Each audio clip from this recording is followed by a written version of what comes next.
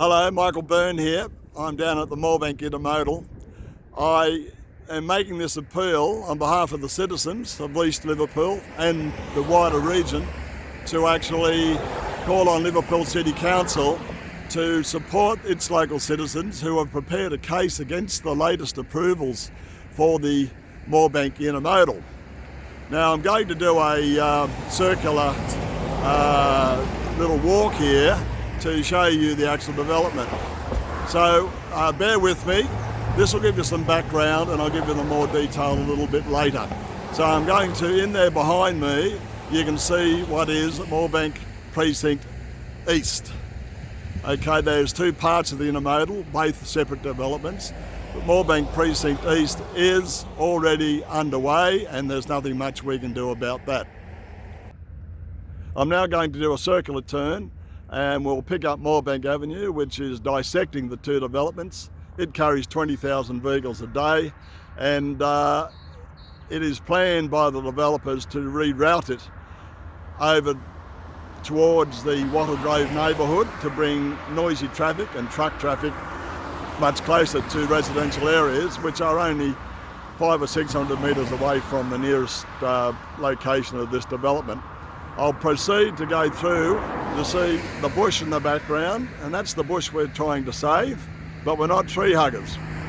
Once this bush goes, it will be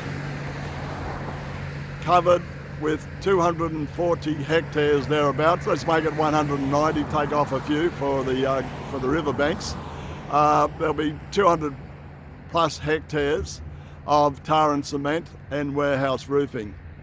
Now, nowhere else in Sydney would you put such a dirty, filthy development as an intermodal stuck between neighbourhoods and a lovely Georges River. But nevertheless, this is the development that has had approval as of December and is up for challenge in the courts, and we're seeking Liverpool City Council to assist in the funding of that. The local people have done all the work and it is deserving of them to have that support from Council. Just a quick overview of Moorebank Precinct West.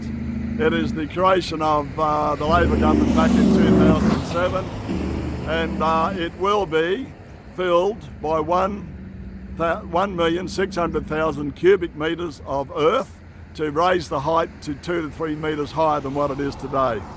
It's an absolute disgrace. The site is not suitable for the type of development, but the way the politics has evolved in this, the corporate rent seeking, and the political bastardry has gone on for the last 15 years is an absolute disgrace. Nevertheless, the approvals people to keep pushing it through, and they left big holes in the approvals. In particular, we have matters of noise, we have matters of air quality, a real problem for us, air quality, with all this diesel development.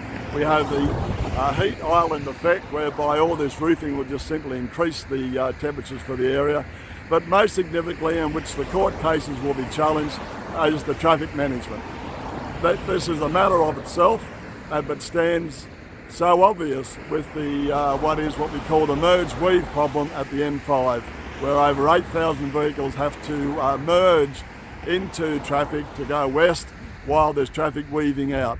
Now, the Roads and Maritime Services, or Department of Transport these days, has a plan, but is going to add another few $100 million to what has already cost. Again, I state this, all this bush at the back, the land it's on, has so far sunk into it over $1.5 billion. That's right, $1.5 billion